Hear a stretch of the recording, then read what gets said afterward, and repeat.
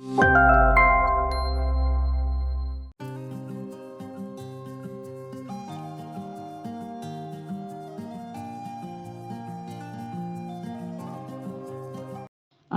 வணக்கம்.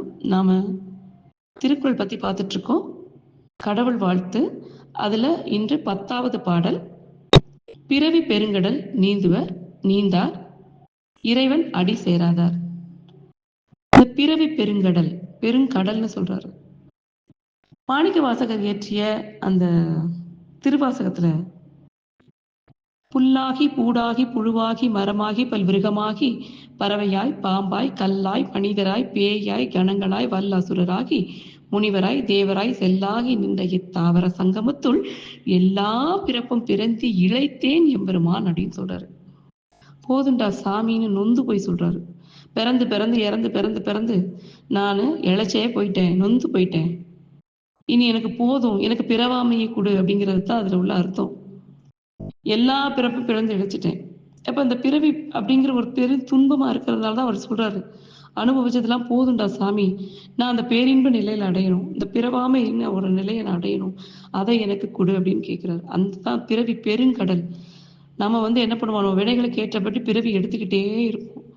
இந்த பெருங்கடலை நம்ம நீந்தி கடந்து ஒரு நிலை அடைஞ்சு எங்கிருந்து தோன்றமோ அந்த நிலையை நம்ம அடையணும். பிறவா பெருநிலை என்றும் நிலையான இருக்கக்கூடிய அந்த இறைத்தன்மையை நம்ம அடையணும்.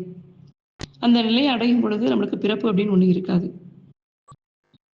அப்ப அந்த பிறவி பெருங்கடல் நீந்துவர், நீந்துவர்னா கடந்து வர்றது.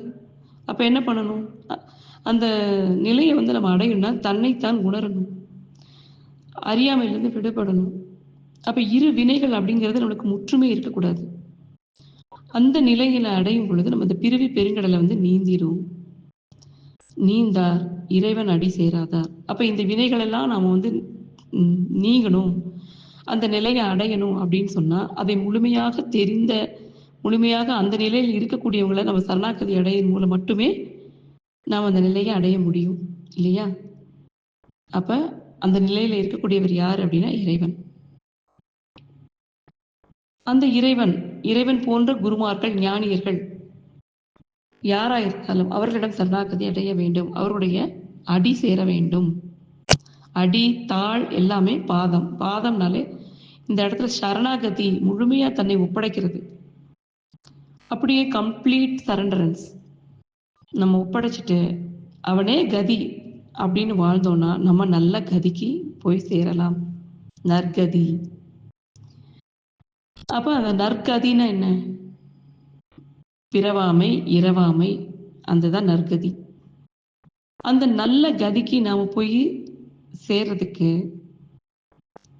அந்த இறைவன் தாளத்தான் நம்ம பிடிக்கணும். யார் ஒருத்தனை இந்த இரண்டையும் கடந்து அந்த நிலையில இருக்கிறாங்களோ அவங்க காலை பிடிச்சாதான் அவங்க அந்த அந்த இதை நமக்கு சொல்லி கொடுப்பாங்க.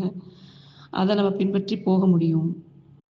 அதனால அவர்களை பற்றி அதை பின்பற்றுபவர்களுக்கு இந்த துன்பம் இல்லை, பிறவாமை இல்லை, இரவாமையும் இல்லை.